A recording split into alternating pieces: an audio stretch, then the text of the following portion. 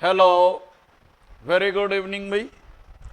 तो ये आपके क्या कहते हैं डीपी के लिए जो हमारी सीरीज चल रही है और बाद में आपका एसएससी जीडी वगैरह का जो आएगा, तो उसके लिए हम लोग ये क्वेश्चंस लेके आ रहे हैं। बाद में आपके और भी चीज़ें आएंगी। तो इसी उसमें आपके क्या कहते हैं पहला क्वेश्चन है कि which of the following temple is built by the Rajputa dynasty. तो राजपूत राजवंश के द्वारा कौन सा टेम्पल बनाया गया? तो ये कौन सा टेम्पल है? कैलाश मंदिर, कैलाश टेम्पल। और ये किसके द्वारा बनाया गया? कृष्ण फर्स्ट के द्वारा। राजपूत शासक कृष्ण प्रथम के द्वारा इसका निर्माण किया गया, राइट।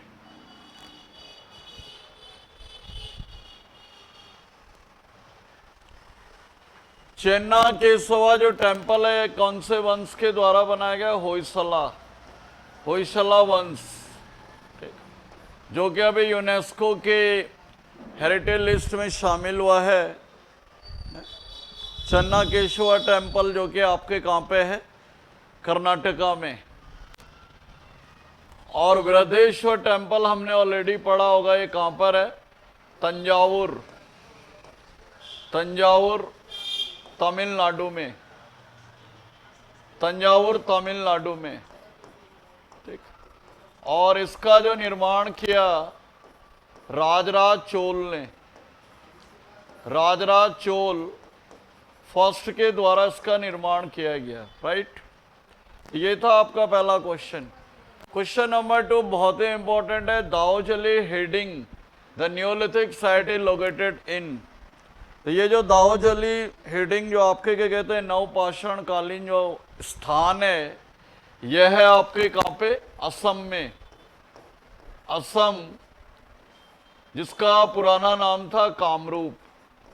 असम का पुराना नाम था आपके कामरूप, ठीक। अगला क्वेश्चन है प्रसिद्ध लिंगराज टेम्पल कहां पर स्थित है? तो ये लिंगराज टेम्पल है आपके भुवनेश्वर, भुवनेश्वर। तो इट वॉज बिल्ट बाय जजाति केसरी, जजाति केसरी ऑफ सोमा डायनेस्टी,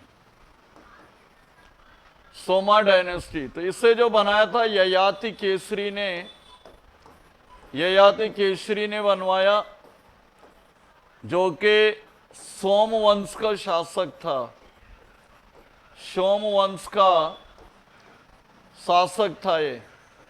और ये इसने कब बनाया? क्वेश्चन आ सकता है कई बार कि ये टेम्पल इसने भुवनेश्वर में कब बनाया? जब इसने अपनी राजधानी जो है जयपुर से, जयपुर से जो है भुवनेश्वर शिफ्ट की। इसने क्या किया? अपनी राजधानी जयपुर से भुवनेश्वर जो है जब इसने शिफ्ट किया था। और ये जो आपके क्या कहते हैं लिंगराज जो टेम्पल है, ये आपके 4 भागों में डिवाइड था। ये it was divided into 4 parts. तो पहला पार्ट कहलाता है, पहला जो पार्ट है वह है गर्भगृह, गर्भगृह, ठीक। तो इंग्लिश में भी यही है, ये आपके गर्भगृह। सेकंड पार्ट है आपके भोग मंडप। सेकंड पार्ट कौन सा है? यह है आपके भोगा, भोगा मंडप, जहां पे भोग वगैरह लगाया जाता है भगवान को।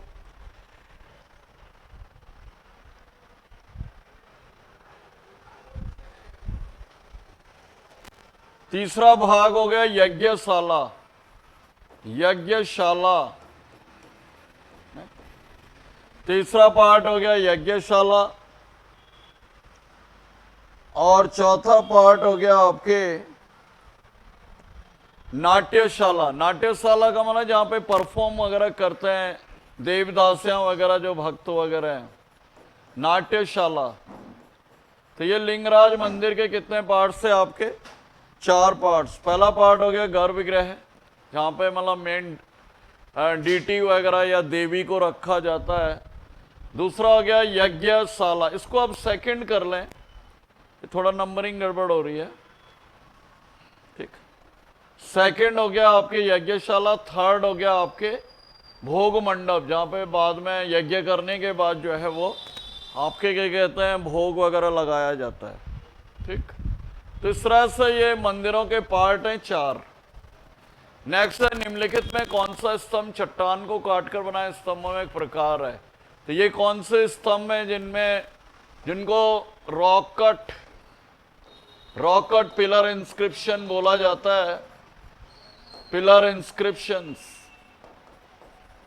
तो ये है आपके जिनको चट्टानों को काट के जो आपके स्तंभ लेख बनाए गए हैं, यह है आपके कौन से मौर्य वंश के स्तंभ लेख, जिनका निर्माण किया आपके अशोक ने, ठीक। जिनका निर्माण किसने किया, आपके अशोक ने। नेक्स्ट है किस युग को स्तनधारियों का युग भी कहा जाता, वेरी इंपॉर्टेंट। इसे आप 7 स्टार मार्क करें, 7 स्टार। तो ये जो सीनोजोइक काल है, सीनोजोइक काल,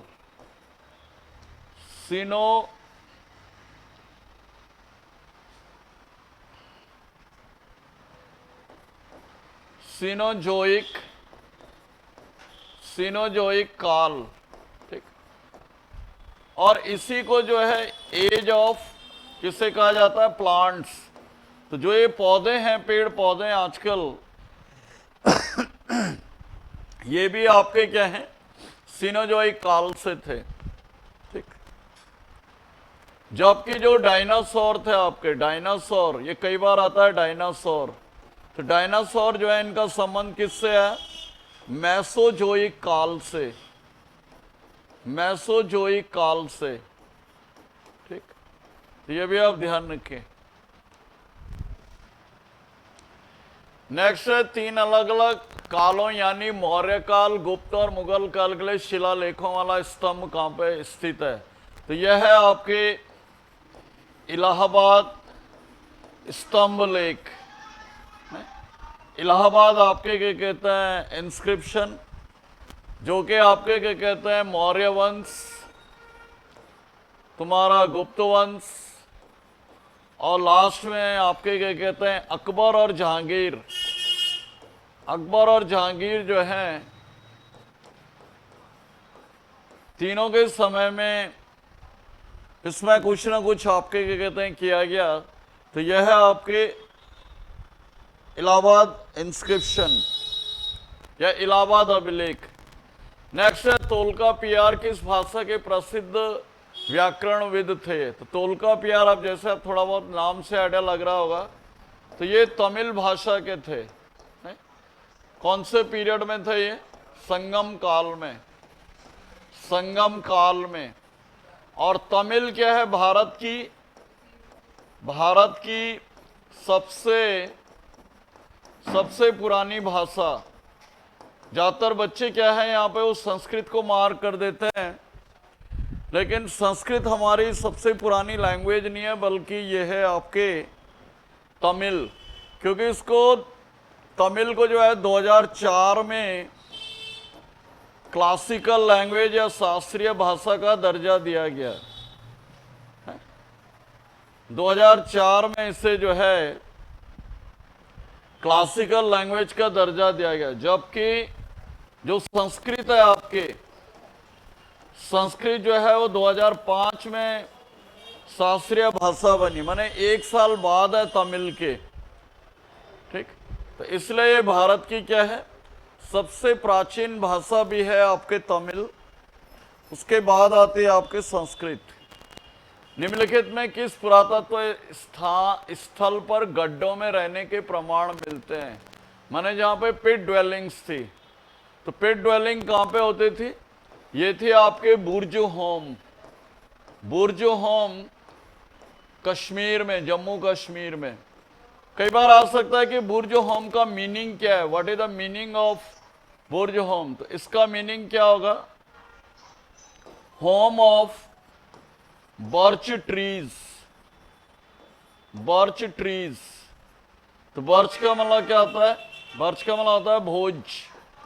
जो भोज या जिनको बोलते हैं भोज पत्र, तो वो पेड़ वहां पे पाए जाते होंगे कश्मीर में।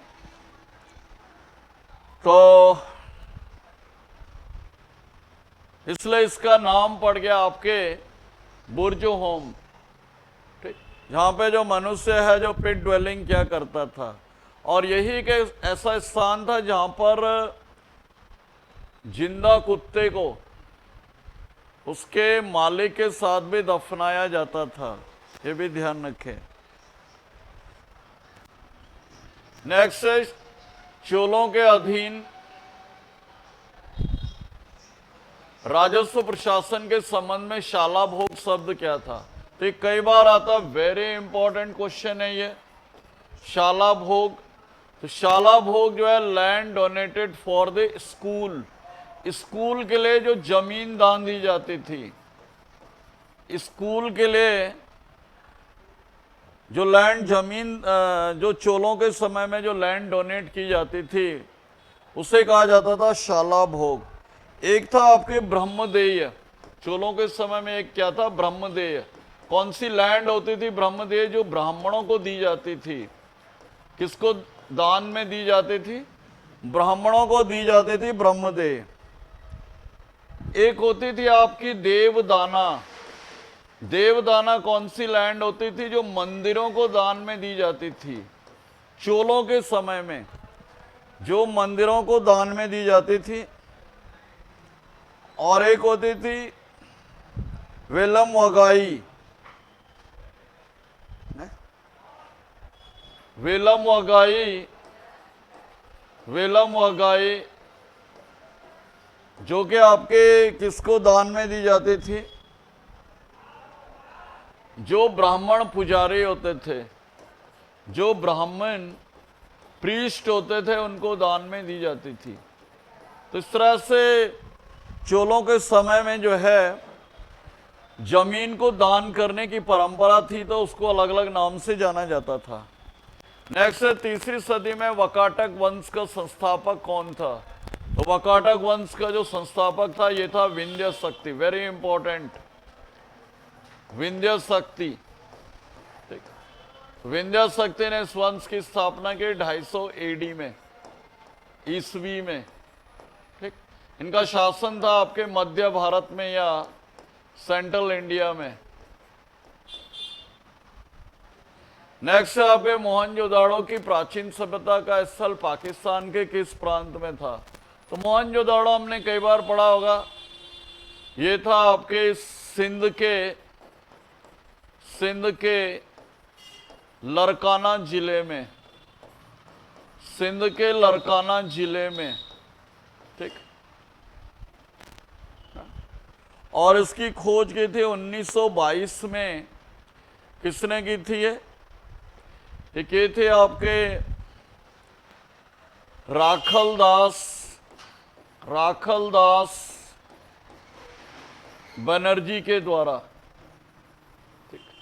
राखल दास बनर्जी के द्वारा।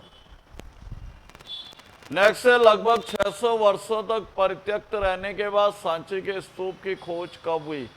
तो सांची के स्तूपों की खोज जो है वो ASI द्वारा सन 1818 में की गई, जो कि कहां पर है? ये है MP में, और इनका निर्माण करवाया था अशोक ने। ठीक, अशोक ने MP के रायसेन जिले में, रायसेन डिस्ट्रिक्ट में। ठीक, तो ये आप ध्यान रखेंगे। तो इस तरह से ये हमारा वीडियो था भाई, क्वेश्चन थे जो मैंने लिए थे।